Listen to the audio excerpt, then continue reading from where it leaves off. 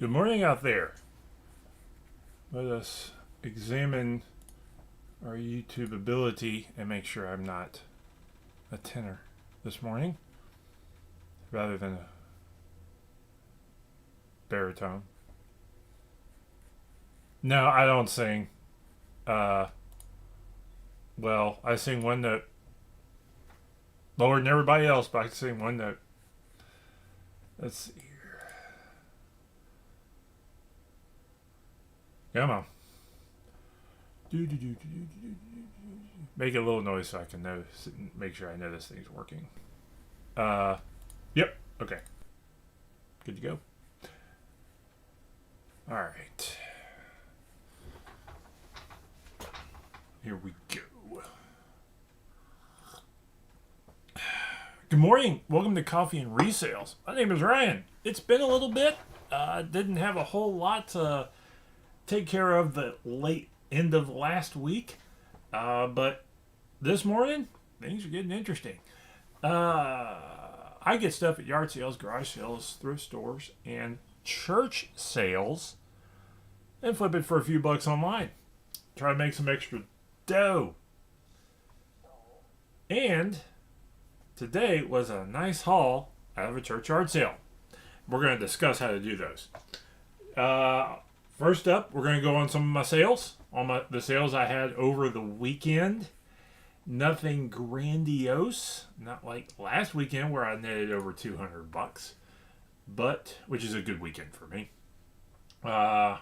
So jumping into it, and almost all these are, old book things. So anyway, Gettysburg. This is a landmark hardcover. These are sort of a collector.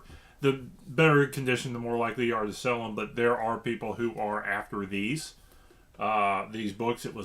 These are young adult history books written on specific usually American history topics, written through about the 50s. So they start American Revolution, sometimes before Age of Exploration, go up to about World War II. I think there's some Korea, early space age stuff is what they cover. But these are highly collectible. This is not what this was this one went for $10. This is not one of the super rare ones. So I know a couple people who collect these.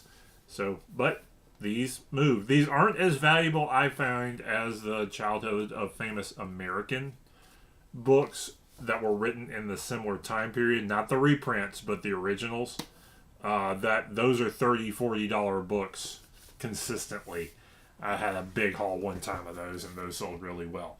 But anyway, landmark books. Next up,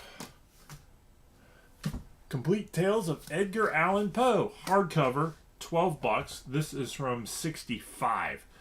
Hardcover Edgar Allan Poe books sell $10 or more, give or take.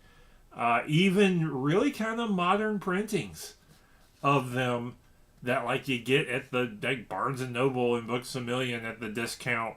The popular, the stuff that they get a printer and they reprint them and they put nice covers on them and that sort of thing. Those books still sell. I have sold several Edgar Allan Poe hardcovers, various years, various times, decent condition. Somebody's going to get it. $12. Next up,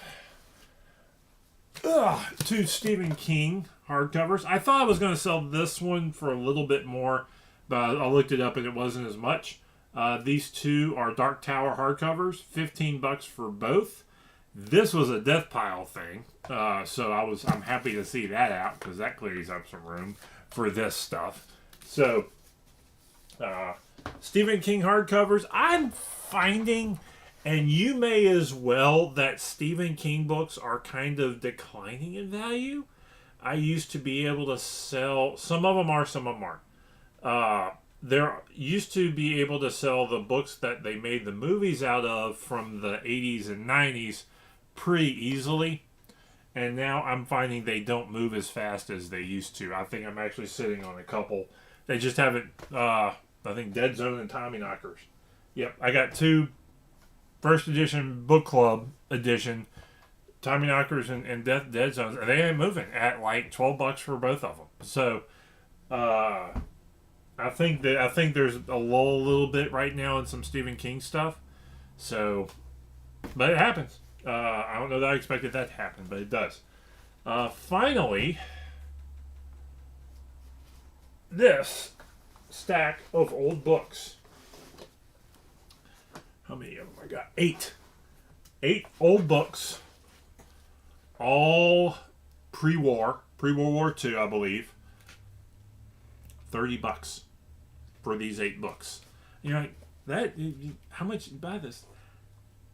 I pay $1 or less for them. Usually way less I try to get them at.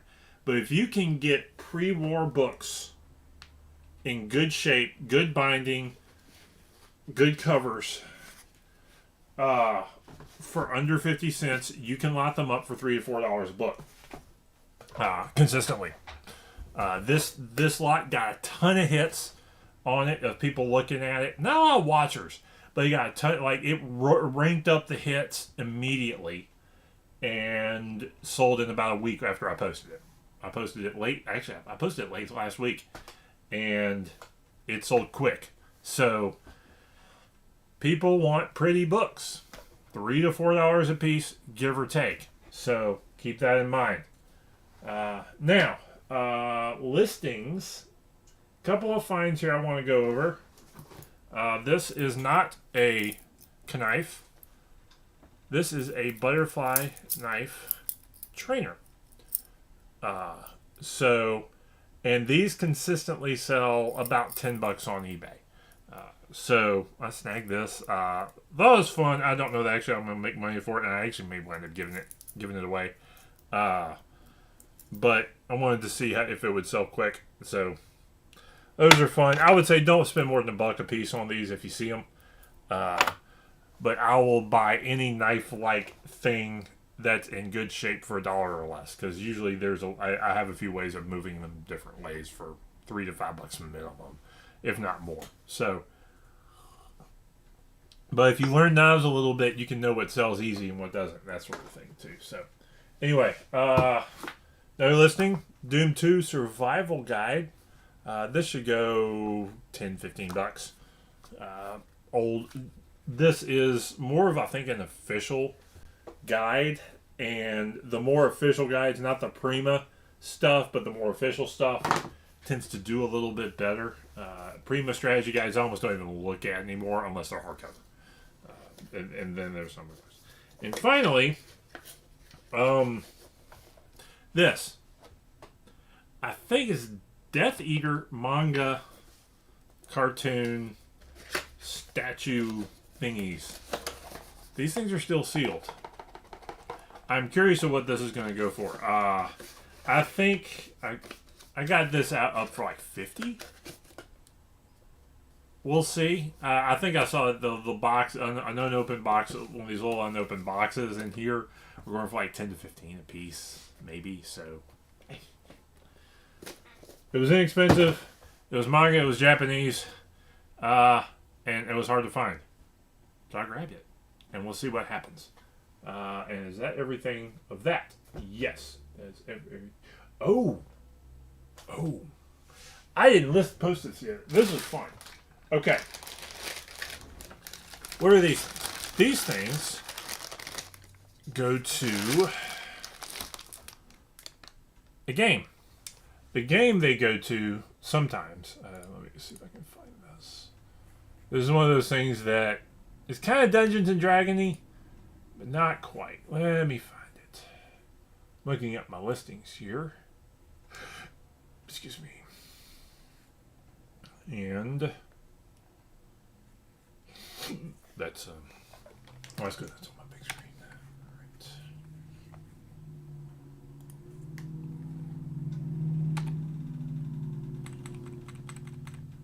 All right. Where'd you go?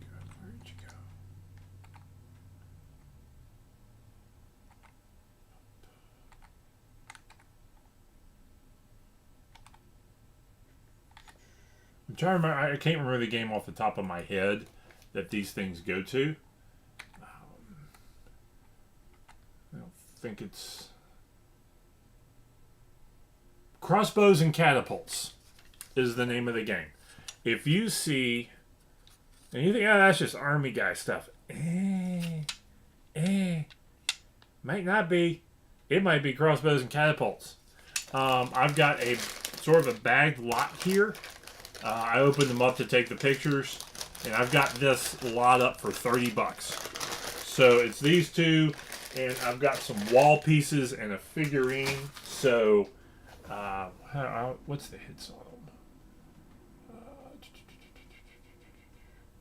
Not a lot of hits on it right now, but I'm pretty confident those will sell $20 to $30 pretty easily eventually. So I don't think it's going to take all that long for those. And I may actually post those on one of my Facebook groups that I'm a member of, because I think there's a couple of guys there who collect those for the parts and for their games. So grab those when you see them. All right, finally, my big haul. Went to church sale, and it was at a Methodist church that is shrinking. A lot of them are. And they were, as part of the yard sale, they were selling their library. And I actually got to it a day or two later after I had heard about it. And I went with someone I knew who worked at the church. And he said, yeah, I can get you in. So I had the whole library to myself and my wife, and we're combing through the thing. And the books were cheap. They wanted to get rid of the whole library and use the room for something else. So I pulled out 90 books out of that library, and actually paid a little bit more than what they were asking for, just kind of rounded up, and didn't take change. And I pulled 90 books out of that library. Not because it was a Methodist church, I wasn't finding as many of the more expensive theological books. Not trashing the denomination or anything like that, but mainline denominations don't have as robust a theological library as, say, your a more conservative one, Baptist, Presbyterian, that sort of thing. But I pulled out a bunch of hymnals. I did pull out a bunch of theology books. So, going over some of those right now. Well, probably the most thing, because it was a Methodist church, is I pulled out about 20 to 30 Methodist hymnals. These aren't. If these were Baptist hymnals, I'd be sitting on a lot of money. They weren't. These are Methodist. I think these are $10 at most a piece. But what I'm going to do is I will put these in a multi-sale lot, and put the quantity as however many I got and list them that way, and see if they sell probably $8 to $10 a piece on those. And most of the hymnals I pulled out. Is there a Broadman? Yep, I got a couple of Broadman hymnals, which I think like some Baptist churches used before. Pulled out a couple of these. These are worth a little bit more. Most of the hymnals that I pulled are probably in the $10 to $15 range. That's most hymnals anyway. Occasionally you find some that are in the 20 to 25, but those are rare, very specific contexts. But I pulled out a bunch of those, and so that was the bulk of what I purchased. And I pulled out everything old I could find. And so, though this one was fun. Salvation Army Tune Book. This is one of the more I think I looked this one up, and this one wound up being a little bit more valuable than some of the other ones. So, I think this is actually might be a marching band type of book. Let's see. Anything else unique? Interesting. Junior hymns and songs. I actually find a lot of these. I left some on the shelf. I probably should have grabbed them because of the age of them.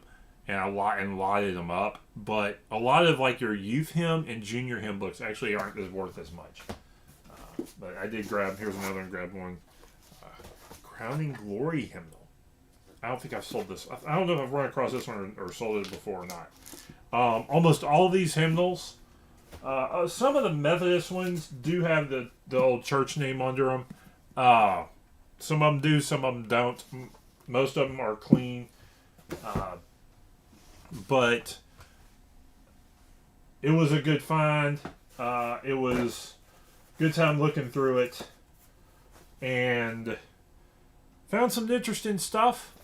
Found some not sure about stuff, but the price was so good that and I was looking things up. I did need to limit. I had a limited amount of space.